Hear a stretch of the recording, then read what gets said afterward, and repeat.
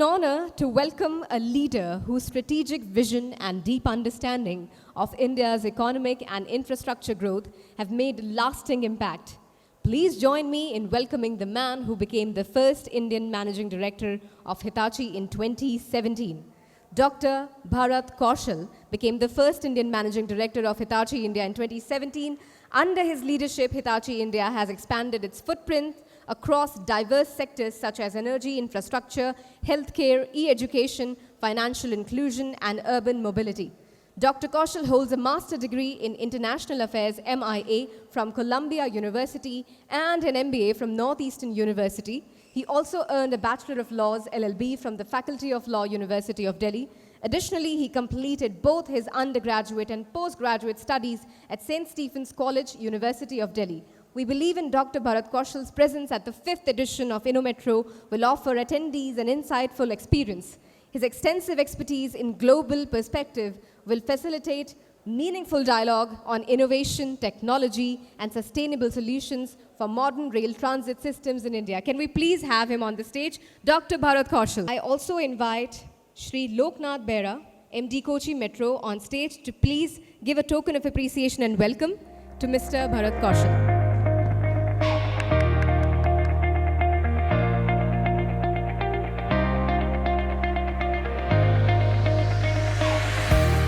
Dr. Bharat Kaushal, we'd request you to please deliver a keynote address to the audience. The podium is yours. And good morning. As chairperson of the 5th InnoMetro, I am both delighted and deeply honored to extend a very warm welcome to you for this event. It is truly remarkable that in such a short time, InnoMetro has come to represent a movement of challenging transformations which innovation is bringing to the space of mobility.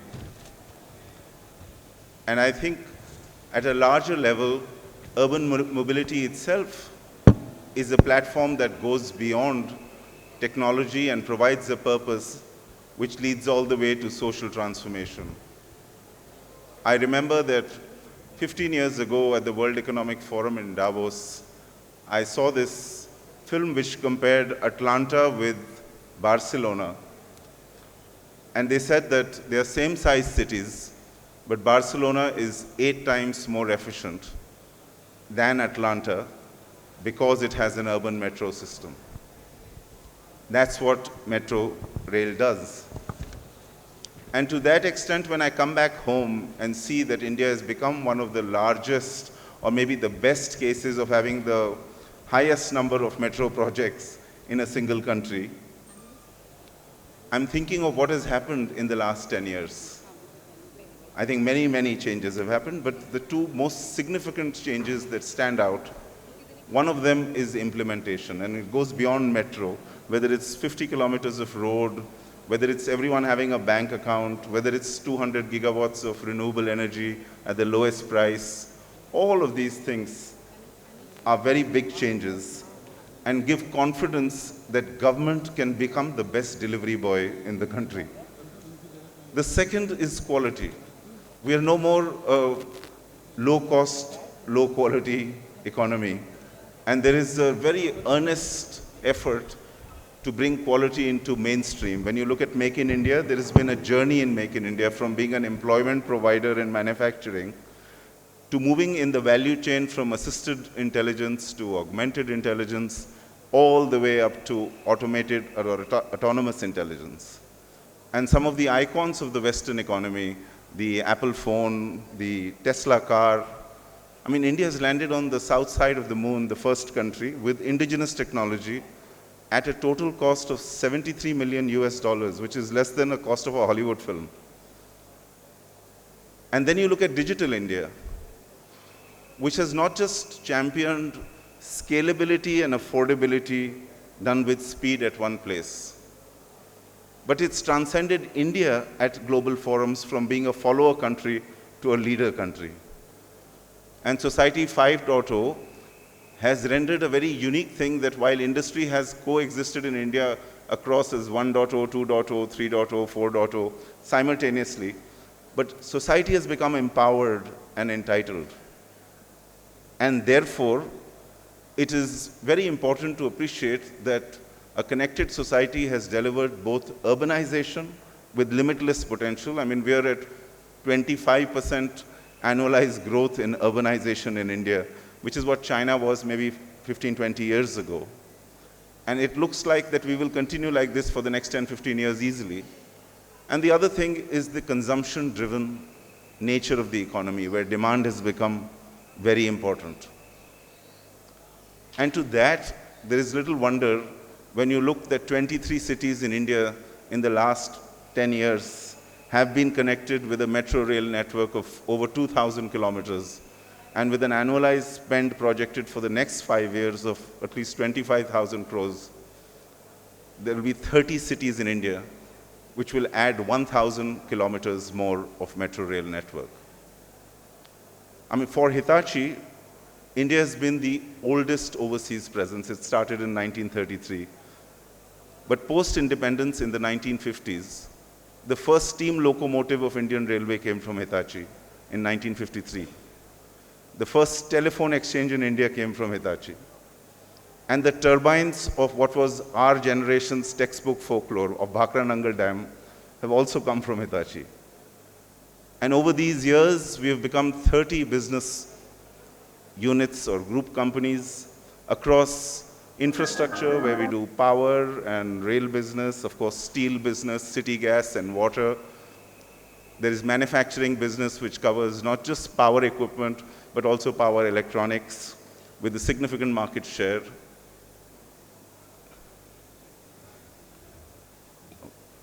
With a significant market share. There is automotive ancillary units, which does all the business from chassis to brake to ignition to powertrains, all the way to robotics.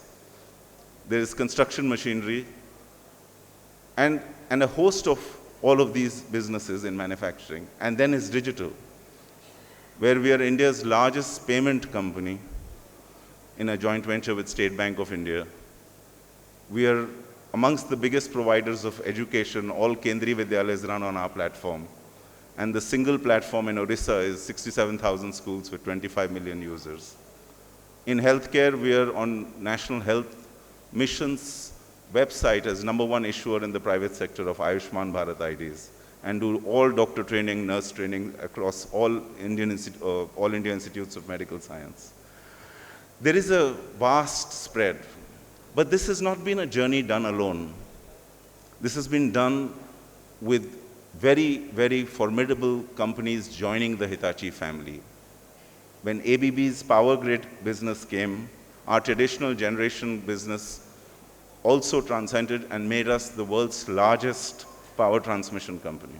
And it has a huge and historic presence in India, which has only grown. It's a listed company with a valuation of close to $9 billion in India. And then came the Italian giant and the French celebrity company, both Ansaldo and Thales, joining the Hitachi fold, which has also made us in rail control the world's biggest company. And we are at that point entering India with Global Logic, which has been doing experiential outcome for big companies, including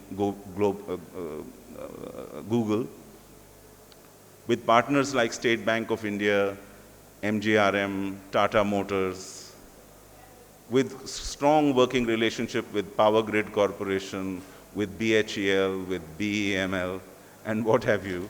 We've spread our wings and made more meaning.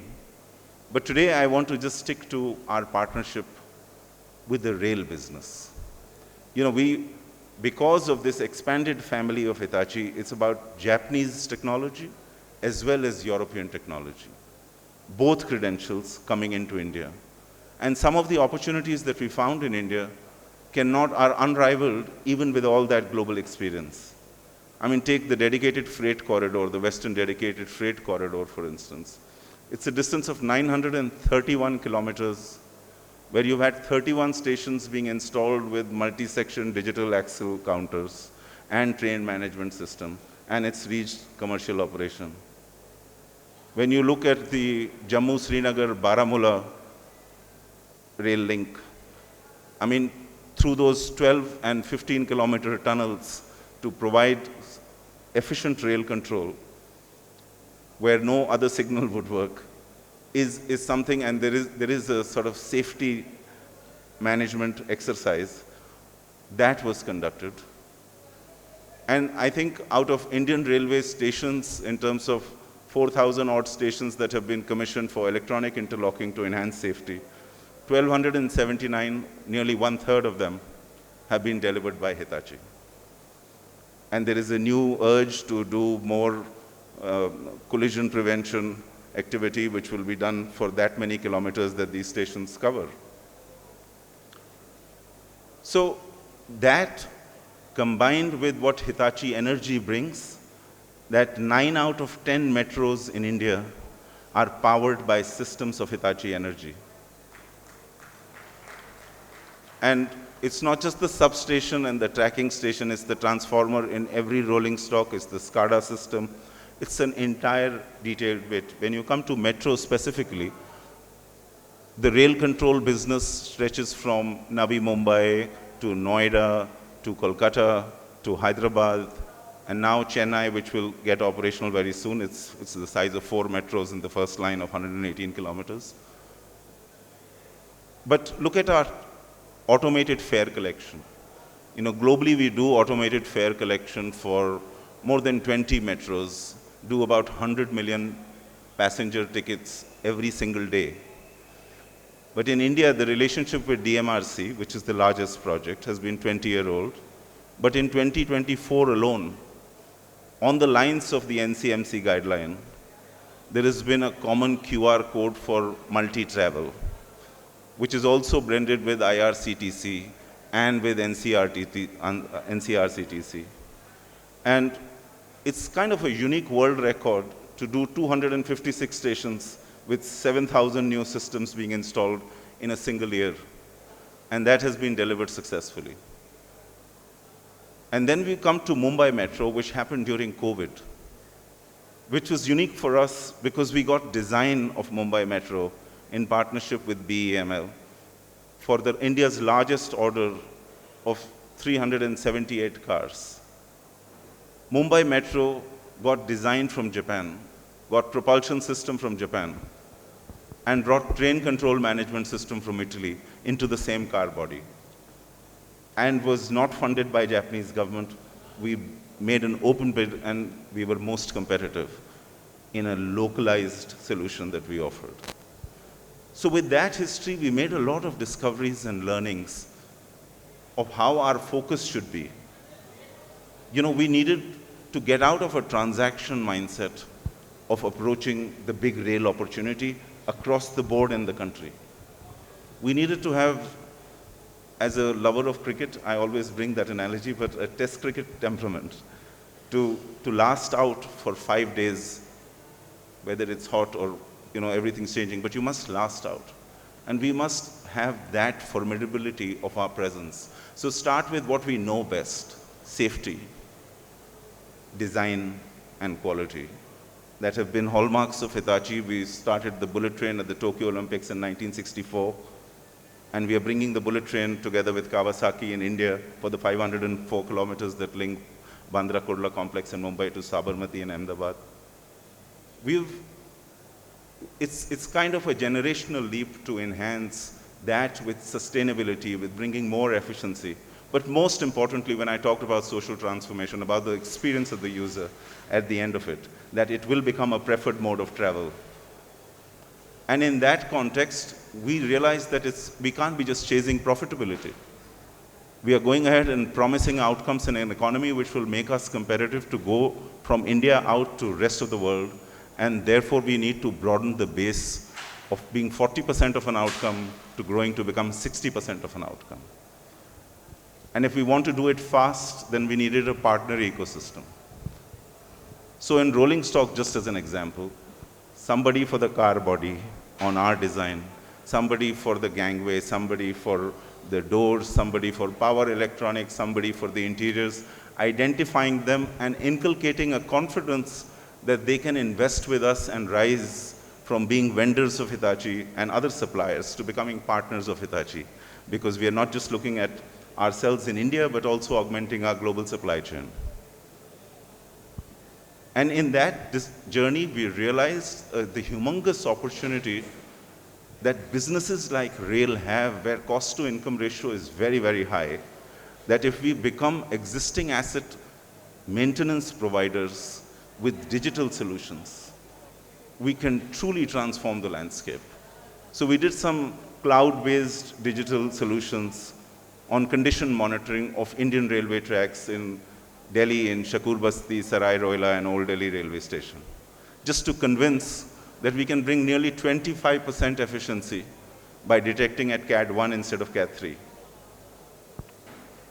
And now we are launching HMAX, which is already launched in many parts of the world, which has gone beyond generative AI, because multi-class of assets can be on a real-time monitored and enhance the predictability using agentic AI, which is the next generation after this.